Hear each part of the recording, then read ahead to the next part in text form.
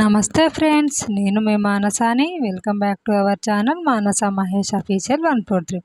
ఈరోజు మన కిచెన్లో చాలా ఈజీగా చేసే ఆలూ బజ్జీ ప్రిపరేషన్ని చూపించబోతున్నాను. ఆకలిగా అనిపించినప్పుడు లేదా చటాపట్గా తినాలనిపించినప్పుడు ఇలా ఆలూ బజ్జీని టేస్టీగా చాలా క్రిస్పీగా 5-10 నిమిషాలలో చేసుకోవచ్చు.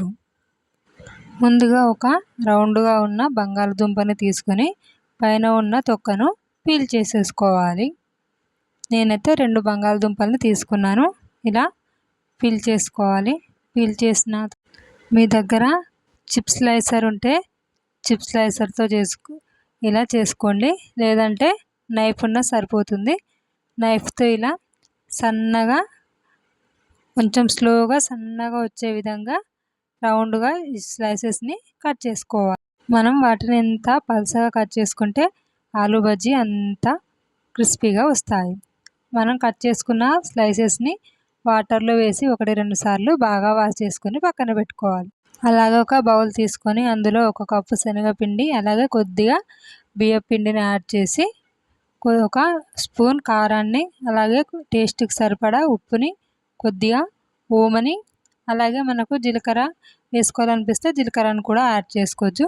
కొద్దిగా వంట సోడాను కూడా యాడ్ చేసి మొత్తాన్ని ఇలా కలిసే విధంగా ఫస్ట్ వాటర్ వేయకుండా కలుపుకోవాలి. తర్వాత కొద్దిగా వాటర్ వేసుకుంటూ ఉండలు లేకుండా బాగా కలుపుకోవాలి. చూడండి, ఇలా కలుపుకోవాలి. కలుపుకొని పక్కన పెట్టుకోవాలి. మనం డీప్ ఫ్రై కోసం ముందుగానే ఆయిల్ని హీట్ చేసుకోవాలి. ఆయిల్ హీట్ అయిందా లేదా అని తెలుసుకోవడానికి మనం ముందుగా నానబెట్టుకున్న పిండిని కొద్దిగా అలా వేస్తే తెలిసిపోతుంది. మనం ఆలూ స్లైస్ని ఇలా ఆ పిండిలో వేసి ఆ ఆలూ స్లైసెస్కి కోట్ చేసి వాటిని మనం హీట్ అయిన ఆయిల్లో వేసేసుకోవాలి.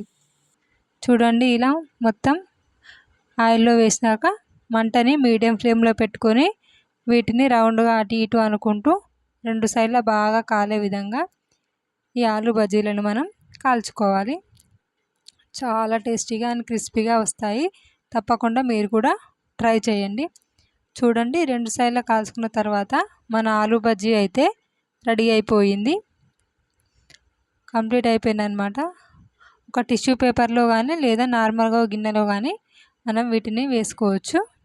టిష్యూ పేపర్లో వేస్తే ఆయిల్ అనేది మొత్తం అబ్జర్వ్ అయ్యి ఆలూ బజ్జీ అనేది టేస్టీగా ఉంటుంది. చూడండి, మన ఆలూ బజ్జీ అయితే చాలా పర్ఫెక్ట్గా వచ్చాయి. చాలా టేస్టీగా కూడా ఉంటాయి. తప్పకుండా ట్రై చేయండి. మనం వాటికి పక్కన నంజుకొని తినడానికి పచ్చిమిర్చిని ఇలా కట్ చేసి ఆయిల్లో మొత్తం వేసి మొత్తం డీప్ ఫ్రై చేసుకొని వాటిపైన కొద్దిగా సాల్ట్ని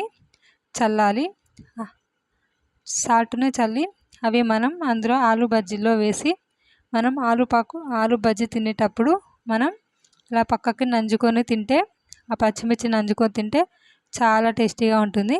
thanks for watching my video. తప్పకుండా సబ్స్క్రైబ్ చేయండి.